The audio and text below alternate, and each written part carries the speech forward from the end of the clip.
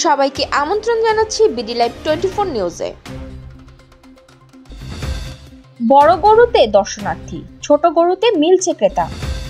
স্বামী সন্তানকে নিয়ে ঘুরতে বের হয়ে শুনি আমাদের ছাড়াছাড়ি হয়ে গেছে। আত্মগোপনে থাকা উল্লাপাড়া উপজেলা আওয়ামী লীগের সভাপতি গ্রেফতার। এতক্ষণ শুনছিলেন শিরোনাম, এখন বিস্তারিত। ঈদুল আজহা উপলক্ষে দেশের বিভিন্ন প্রান্ত থেকে গরু ছাগল নিয়ে ব্যাপারীরা আসছে রাজধানীর পশুর হাটগুলোতে। সীমিত পরিসরে শুরু হয়েছে বেচাকেনাও। তবে রাজধানীর সবচেয়ে বড় পশুর হাট গাবতলী এখনো পুরোদমে জমে ওঠেনি। ক্রেতাদের চেয়ে দর্শনার্থীর সংখ্যাই বেশি। ছোট গরুতে নজর ক্রেতাদের। সোমবার 1 জুন বিকেল থেকে সন্ধ্যা পর্যন্ত রাজধানীর প্রধান ও স্থায়ী পশুর হাটগুলোর সরজমিনে দেখা যায় দেশের বিভিন্ন প্রান্ত থেকে ট্রাকে পিকআপে ভরে আসছে কোরবানির পশু। কোরবানির ঈদ উপলক্ষে হাটের প্রধান ফটক সাজানো হয়েছে, হাসিল ঘর ও প্রস্তুত করা হয়েছে। সড়কে যেমন তৎপর ট্রাফিক পুলিশ, তেমনি হাটে তৎপর ভলেন্টিয়াররা। সড়কে দাঁড়াতে দেওয়া হচ্ছে না কোরবানির পশুবাহী গাড়ি।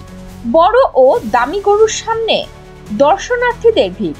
তবে ছোট গরুর ক্ষেত্রে ক্রেতা দেখা পাচ্ছে ব্যবসায়ীরা। বিক্রেতারা বলছেন বৃষ্টির বিঘ্নতা, আবহাওয়ার কারণে দিনভর ক্রেতার সমাগম কম ছিল।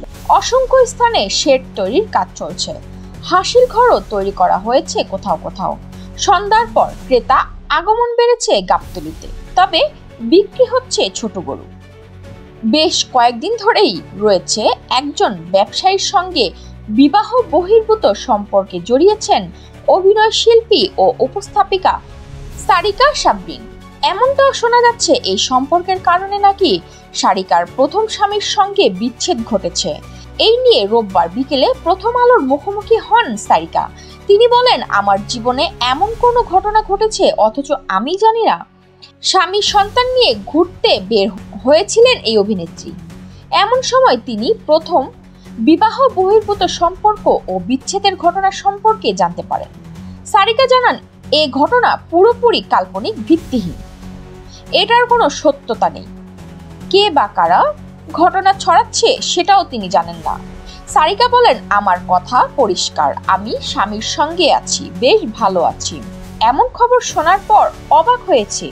আমার স্বামীও এসব খবর দেখেছেন এবং বলেছেন অবান্তর কিছুতে কান দিতে না। যে বা যারা আমার নামে এমন কথা ছড়াচ্ছে তারা একবারের জন্য আমার সঙ্গে কথা বলেনি।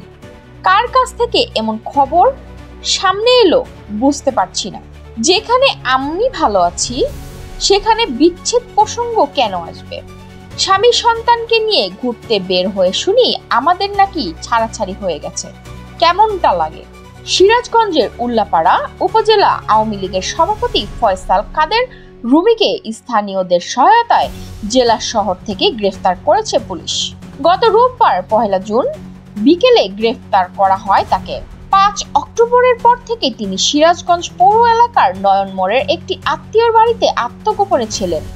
এ তথ্য জানাজানি হলে রোববার স্থানীয়রা তাকে পুলিশে সোপর্দ করে। সিরাজগঞ্জ সদর থানার ভারপ্রাপ্ত কর্মকর্তা ওসি মোখলেসুর রহমান বিষয়টি নিশ্চিত করে জানান, ফয়সাল কাদের রুমির বিরুদ্ধে উল্লাপাড়া থানায় মামলা রয়েছে। তাকে উল্লাপাড়া মডেল থানায় হস্তান্তরের প্রক্রিয়া চলছে। দেশ বিদেশের তথ্যবহুল সংবাদ সবার আগে পেতে বিডি লাইভ 24 নিউজ ইউটিউব চ্যানেলটি সাবস্ক্রাইব করুন ও ফেসবুক পেজটি ফলো করুন।